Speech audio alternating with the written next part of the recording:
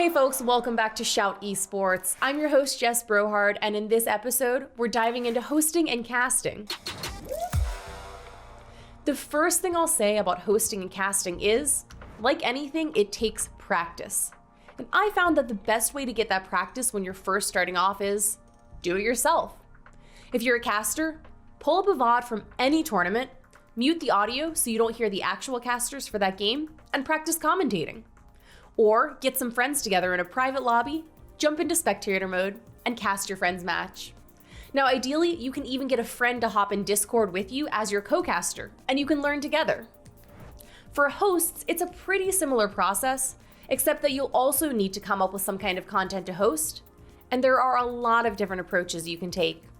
Maybe you could host a simple news-style segment where you give updates and analysis on an esports scene. Or you could present game reviews, in-depth opinions on current controversies, or even an interview-style talk show. Or all of the above. The more well-rounded of a host you are, the more types of hosting jobs you'll be able to do. It's probably easiest to start off by recording all of this content that you're hosting or casting, but when you feel comfortable with it, you should try streaming live instead. After all, for casters, you're always going to be working on a live broadcast, but fellow hosts out there, you'll likely end up doing a mixture of live and pre-recorded content like I do. But be sure not to post or stream any content that you do not own. That is, if you're commentating over VODs from a tournament, only record it for the purposes of reviewing your own performance. Once you've hosted or casted several shows, start seeking feedback. Share the videos around to your friends and family and on social media. Or better yet, hire a talent coach. A talent coach can review your footage with you and offer critiques of your casting and hosting, and suggestions on how to improve. Everything from your manner of presentation, the words you choose, or the questions you ask in an interview. The other thing you can do to improve is watch what your favorite hosts and casters do and take cues from them. Be aware of things like the way they hand off to a co-caster or throw to a break. You'll notice the subtle fluidity in the way good talent interacts with each other. It's almost like a performance in many ways, sort of borrowing the yes and concept from improv.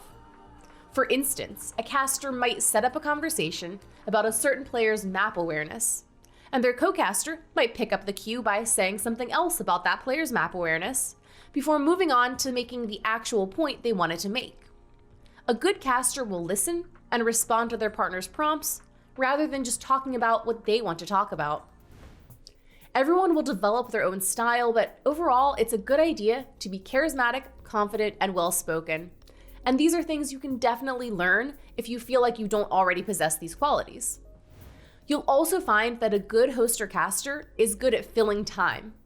Every event I've ever worked has encountered delays, whether it's game server issues, players going AFK, or a number of other reasons. And it falls to the talent on a broadcast to fill these gaps. Have you ever watched an esports event where the casters seem to just go on and it takes forever to actually get into spectating the game? Or gotten frustrated by all the commercial breaks? This isn't because the casters just love talking. They do, but it's also to provide a seamless viewing experience. In other words, get good at holding a conversation. And if you've been watching our previous episodes, hopefully you've been practicing that on your stream. While you're doing all this, post your work on social media to start networking and building a following there. We'll have a couple episodes of Shout Esports later on that will go into more detail about both of these topics, but for now, keep in mind that the idea is just to get your content in front of as many eyes as possible, because you never know who will come across your videos and want to hire you. It might take a little while, so be patient. As an example, I produced and hosted videos 3 days a week for more than a year before I landed a full-time hosting gig at Curse. They say that luck is when opportunity meets preparation. I got lucky when I landed my job hosting videos at Curse, but when that opportunity came along, I was prepared for it based on all the videos I'd hosted for my own channel. My goal for you is to get as prepared as possible. Every video you host or cast and every bit of feedback that you solicit and listen to is a chance to improve at what you do, even if no one's watching the videos you post. You can't always predict when opportunities like hosting and casting jobs will come along, but there are some things you can do to create your own opportunities.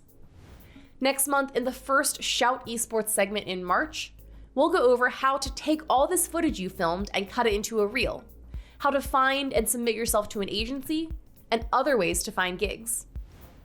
And as always, you can hit me up on Twitter at Jess Brohard or hop into my stream chat at twitch.tv/Jess if you want to ask me any questions about all this.